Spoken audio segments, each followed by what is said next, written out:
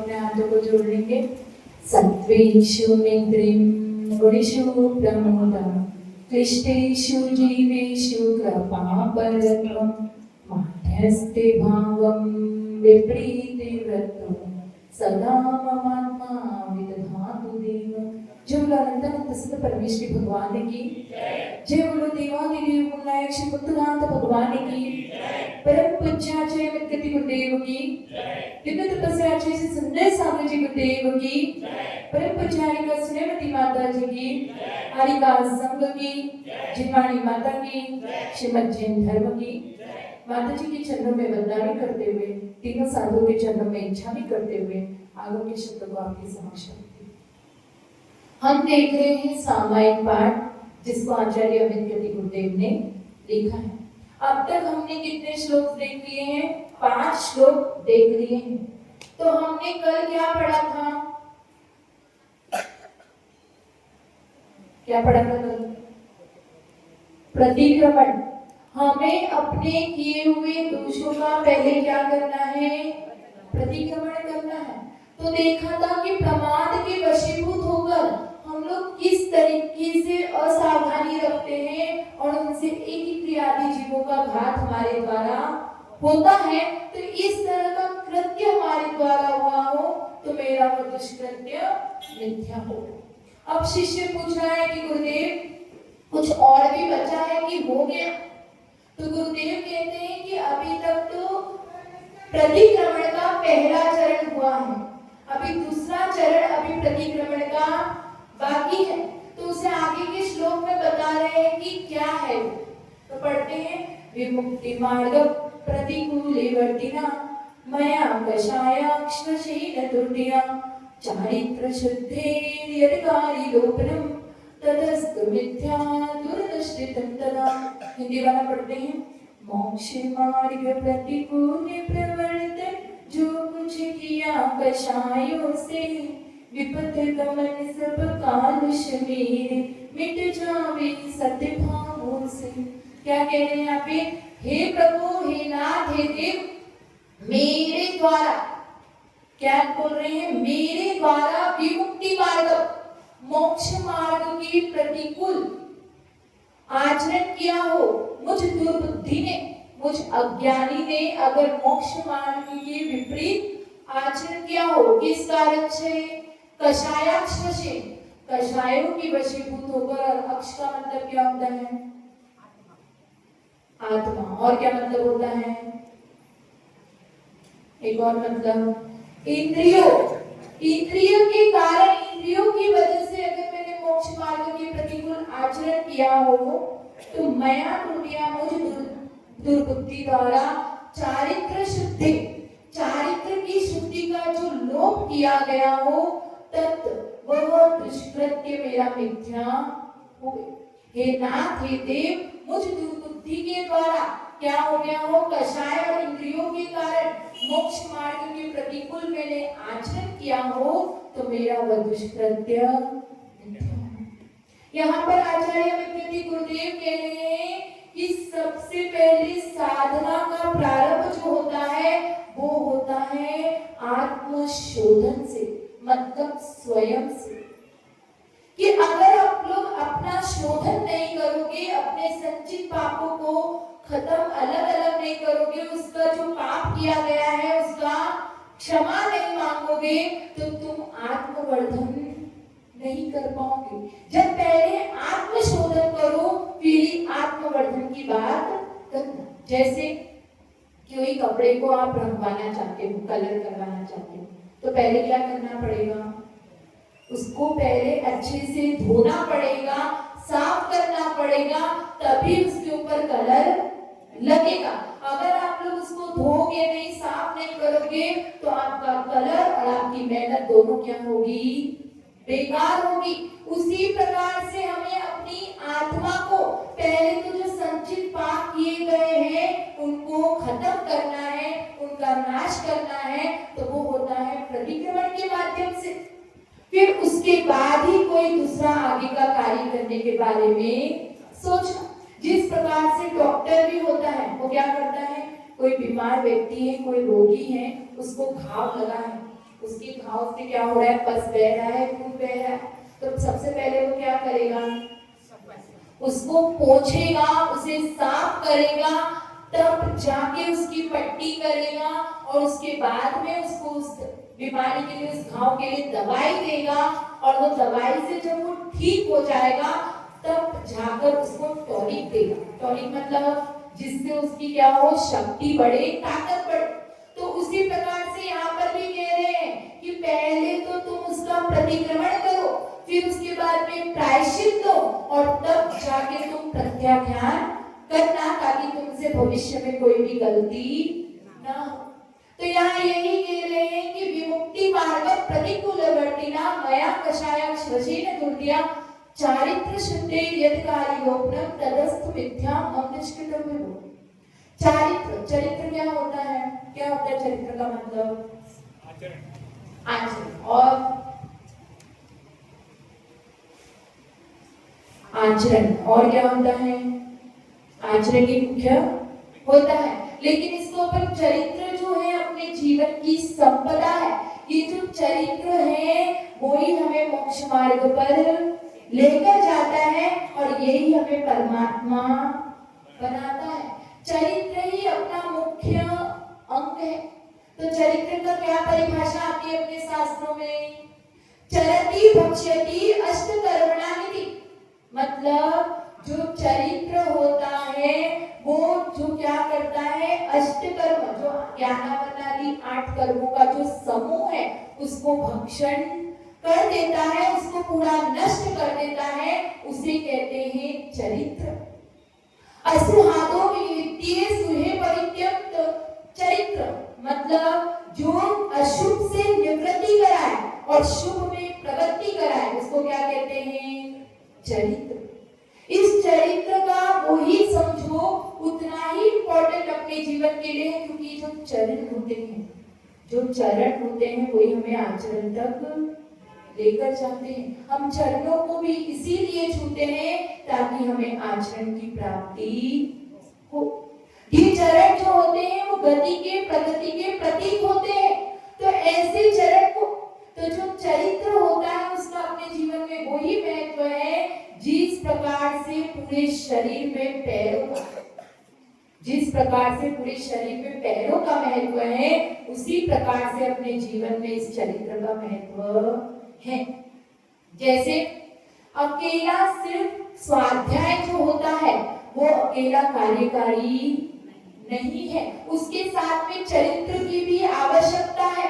नहीं तो कोरा ज्ञान कोरा, कैसे कैसे समझेंगे इसको, जिस प्रकार से एक व्यक्ति है वो क्या है, बहुत होशियार है, बहुत स्मार्ट है, उसकी बुद्धि बहुत अच्छी चलती है, वो क्या करता है, जो डिफिकल्ट से डिफिकल्ट जो सिद्धांत है उसको भी बहुत इजी वे में सरलता से क्या कर देता है, प्रस्तुत कर देता है। उसके हृदय की कार्य करने की क्षमता भी बहुत अच्छी है, उसके पास आंखों की शक्ति भी अच्छी है, सुनने की क्षमता भी अच्छी है, और वो श्रद्धा भी बहुत रखता है, उसके पास ज्ञान भी बहुत है, लेकिन उसके पैर चलने में समर्थ नहीं है।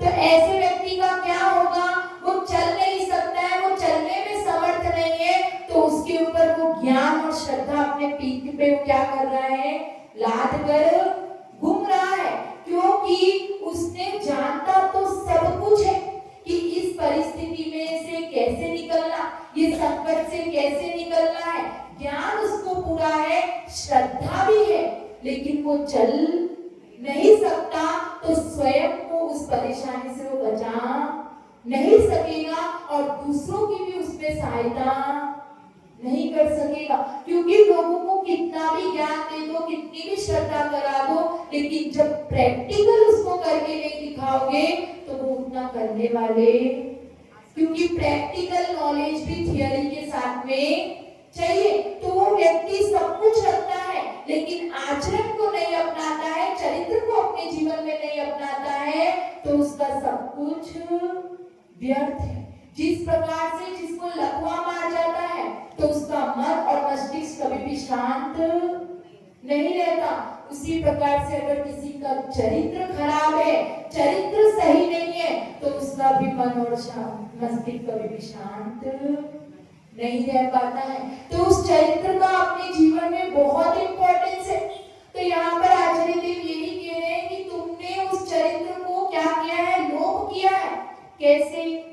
विमुक्ति मार्ग प्रतिकूल वर्तिना। क्या विमुक्ति मार्ग प्रतिकूल वर्तिना का मतलब क्या है? तुमने मुक्ति मार्ग के विपरीत आचरण किया है, मोक्ष मार्ग के विपरीत आचरण किया है। क्या है मोक्ष मार्ग? रत्नत्रय। और अच्छे से इसको क्लैरिफाई करेंगे तो और एक अच्छा तत्व सूत्र में आता है श्लोक, क्या? सम्यक दर्शन ज्ञान चारित्राणि मोक्ष मार्ग। मोक्ष मार्ग का सम्यक दर्शन, सम्यक ज्ञान और सम्यक चारित्र, इन तीनों की एकता क्या है? मोक्ष मार्ग है। और इसके विपरीत मिथ्या दर्शन, मिथ्या ज्ञान, मिथ्या चारित्र संसार का मार्ग है। तो तुमने मोक्ष मार्ग के विपरीत आचरण किया हो। तो गुरुदेव पूछते हैं शिष्य से कि तुम्हारा लक्ष्य क्या है, क्या लक्ष्य है? तो शिष्य कहता है कि गुरुदेव मैंने तो अपना लक्ष्य पहले ही डिसाइड कर लिया है। क्या है? कि मुझे मोक्ष जाना है। तो फिर गुरुदेव कह रहे हैं कि हाँ, पर तुम्हें मोक्ष जाना है लेकिन उसके विपरीत आचरण करते हो। तो शिष्य कहता है कि गुरुदेव जब मुझे जाना मोक्ष है तो मैं विपरीत आचरण क्यों करूंगा? है कि नहीं? मुझे जाना है मुंबई तो मैं कोई और रास्ता क्यों पकड़ूंगा? तो गुरुदेव कहते हैं कि तुम पकड़ोगे नहीं, लेकिन तुम्हारे अनादिकाल के संस्कार पड़े हैं। उस संस्कार के कारण तुम नहीं भी चाहते हो, लेकिन तुम्हें थोड़ा सा राग द्वेष का निमित्त मिलता है, थोड़ी सी कषाय उत्पन्न होती है, तो तुम इतना उस मोक्ष मार्ग से विपरीत चले जाते हो कि तुम्हें पता ही नहीं चलता तुम कब मोक्ष मार्ग से संसार मार्ग की ओर बढ़ने लगे। इसीलिए कह रहे हैं कि तुमने मोक्ष मार्ग के प्रतिकूल आचरण किया। कैसे हम जाते हैं मोक्ष मार्ग के विपरीत? कि किसी ने हमें कुछ कह दिया, कुछ बुरा भला कह दिया, तो हम क्या बोलते हैं? ये खराब है, ये बुरा है, इसको तो मैं एक दिन देख लूंगा, ये तो मेरा दुश्मन है, मेरा शत्रु है। तुरंत अपनी कषाय उत्पन्न हो जाती है। तब हमें ये विचार करना है, क्योंकि अपन ने सेकंड श्लोक में पढ़ा था, क्या पढ़ा था? कि ये जो है शत्रु, मित्र, सखा, बंधु, भाई, पिता, पत्नी, पुत्र, ये सब कुछ किसके हैं? इस शरीर के हैं। आत्मा का तो कोई भी किसी के साथ भी संबंध नहीं है। तो जब हमें कोई कुछ बुरा भला कहता है, तब हम ये विचार कर ले कि ये सब कुछ इस शरीर के हैं, ये मुझसे तो नहीं कह रहा है, क्योंकि वास्तव में आत्मा तो अमूर्तिक है, उसे कोई भी जानता, कोई जानता है कि आत्मा किसी को दिख रही है क्या? किसी को भी आत्मा दिखती नहीं है, कोई उसको जानता नहीं है। जो भी शत्रु है वो इस शरीर का है, जो शत्रु है वो जानता भी इस शरीर को ही है। और ये शरीर क्या है? कुछ समय का झोला है, फिर हमें यहाँ पर उतार कर चले जाएंगे दूसरी पर्याय। तो जब हम ये विचार कर लेते हैं तो हम मोक्ष मार्ग के विपरीत आचरण नहीं करते, लेकिन हमारा संस्कार ऐसा पड़ा हुआ है कि हमें तुरंत आवेश आ जाता है। तो मैंने इस तरह का कृत्य कषाय के वशीभूत होकर, और कैसे करते हैं कषाय के वशीभूत होकर? देखो दो प्रकार से पाप होते हैं, मुख्य रूप से दो कारण है पाप करने के। कौन कौन से? राग और द्वेष, और प्रमाद और कषाय। क्या है? प्रमाद और कषाय। प्रमाद के वशीभूत होकर हम कैसे पापों को करते हैं वो हमने कल देख लिया था। आज हमें देखना है कि हम कषाय के वशीभूत होकर कैसे पाप करते हैं।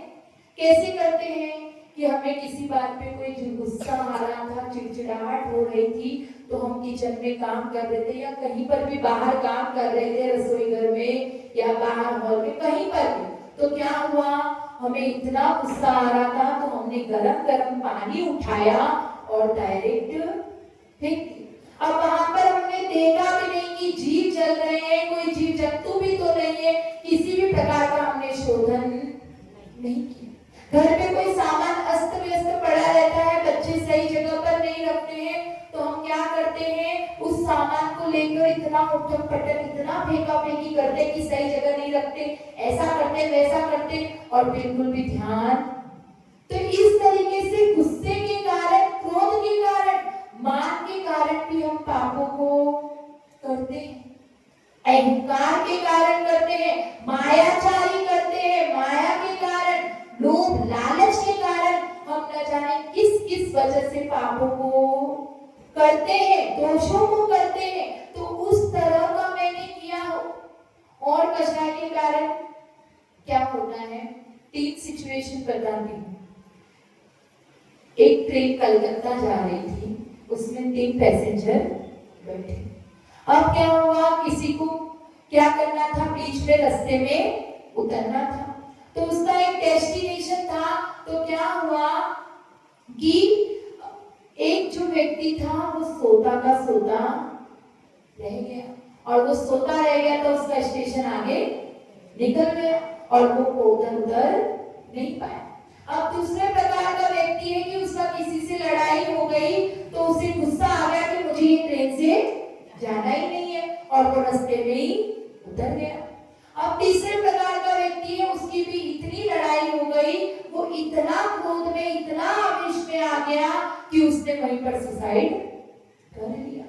अब तीनों प्रकार के व्यक्ति है, पहले वाले ने अपने आलस्य के कारण, अपने प्रमाद के कारण अपना डेस्टिनेशन खो दिया, और दूसरे में वो वहां पर क्रोध के कारण, कषाय के कारण अपने डेस्टिनेशन पर नहीं पहुंच पाया, लेकिन फिर भी उसके पास चांस है, क्योंकि उसने कषाय अल्प की थी, थोड़ी की थी। लेकिन जो तीसरा प्रकार का व्यक्ति, उसने इतनी कषाय कर ली कि उसने तो सारे रास्ते ही बंद कर दिए अपने डेस्टिनेशन पे पहुंचने के लिए।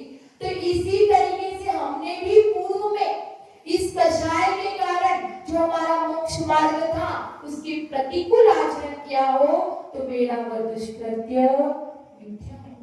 फिर आता है अक्ष, इंद्रियों के कारण, इंद्रियों के विषयों के कारण मैंने मोक्ष मार्ग के प्रतिकूल आचरण किया। किस तरीके से, हम मंदिर जाते हैं तो हम लोगों को क्या रहता है कि मैं भगवान की पूजा कर रहा हूँ, अभिषेक कर रहा हूँ, तो मेरा सब कुछ अच्छा हो जाना चाहिए। हर दिन हम कुछ ना कुछ मांगते रहते हैं, आज ये प्रॉब्लम है, आज भगवान ये सॉल्व कर देना, इसकी शादी नहीं हो रही है, इसकी शादी हो जाए, आज थोड़ा बिजनेस थोड़ा कम चल रहा है तो उस बिजनेस को आप देख लेना, मैं इतनी परेशान हूँ, इसको देख। ऐसे करके हम रोज कोई ना कोई एक्सपेक्टेशंस भगवान से रखते हैं। लेकिन क्या होता है, जब अपनी वो एक्सपेक्टेशंस पूरी नहीं होती है, जो हम चाहते हैं वो पूरा नहीं होता है, तो हमारा मन क्या होता है, विचलित हो जाता है। और मन विचलित हो जाता है तो हम क्या करते हैं कि दूसरे गुरुओं के पास जाने का सोचते हैं, क्योंकि हमारे भगवान वितरागी है, वो तो कुछ भी देते नहीं है, तो जो बाहर देते हैं उनके पास जाने का सोचते हैं। और जैसे ही हम वो सोचते हैं तो हमारा क्या चालू हो जाता है, मिथ्या दर्शन। हमने इंद्रियों के विषयों की पूर्ति के लिए, उसके लिए क्या किया, कुदेव गुरु को शास्त्र की तरफ बढ़ने का सोचा। अब इतना सोचा, फिर क्या कर रहे हैं कि हम उस गुरु के पास जाने लगते हैं, क्योंकि अपने गुरु तो न ताबीज देते हैं, न धागा बांधते हैं, किसी प्रकार का कुछ भी नहीं करते, तो वो गुरु करते हैं। तो हम सोचते हैं कि हम उनके पास जाएं, ताबीज बनवा ले, धागा बनवा ले, जो कार्य हम चाहते हैं वो सारे कार्य पूरे हो जाए। तो इस तरीके का सोचकर हम उनके पास जाते हैं और ताबीज धागा सब बंधवा लेते हैं, वहीं से हमारा मिथ्या चारित्र शुरू हो जाता है। तो इस तरीके से मैंने इंद्रियों की विषयों की पूर्ति के लिए मोक्ष मार्ग के प्रतिकूल आचरण किया हो, तो मेरा मिथ्या हो गए। तो यहाँ पर आचार्य देव हमें क्या बता रहे हैं, क्या बताया कि जो हम मोक्ष मार्ग के विपरीत आचरण करते हैं कषाय के कारण, इंद्रियों की विषयों की पूर्ति के कारण, तो वो सारा उसकी वजह से मेरी चारित्र की शुद्धि का जो लोप हुआ है, जो नाश हुआ है, मेरे आचरण की विशुद्धि का जो नष्ट हुआ है, वो मेरा दुष्कृत्य मिथ्या हो। मैंने क्या किया हो, पूर्व में अपनी बुद्धि कौशल बहुत दिखाया, सत्य को असत्य बताया हो और असत्य को सत्य घोषित कर दिया। सच्चा रास्ता जो था उसको न बताकर मैंने जो मार्ग सही चल रहे थे उसको विपरीत दिशा में चलाया हो, मिथ्या मार्ग पर लगाया हो। मैंने दिगंबर गुरुओं का, दिगंबर पंथ का हमेशा निषेध किया हो और उनको उससे भड़काया हो, क्योंकि मैंने अपनी बुद्धि में को बहुत मिली हो और मैंने उसका चमत्कार, क्योंकि जिसके पास तीव्र बुद्धि होती है और जो मिथ्या मार्गी होते हैं क्या करते हैं, अपनी बुद्धि का बहुत कौशलता दिखाते हैं, उसका चमत्कार दिखाते हैं, सच्चे मार्ग को भी अपने तर्क वितर्क से गलत साबित कर देते हैं। तो मैंने पूर्व में, गए जन्म में, पूर्व जन्म में, किसी भी पर्याय में इस तरह का कृत्य किया हो तो मेरा वह दुष्कृत्य मिथ्या हो। तो यहाँ पर हमने समझा क्या कि किस किस कारण से पाप होता है, प्रमाद और कषायों के कारण और इंद्रियों के विषयों की पूर्ति के कारण जो भी हमसे दोष हुए हो तो वह दुष्कृत्य हमारा मिथ्या होवे। जय बोलो आचार्य श्री सुंदर सागर जी गुरुदेव की, परम पूज्य श्रीमती माता जी की।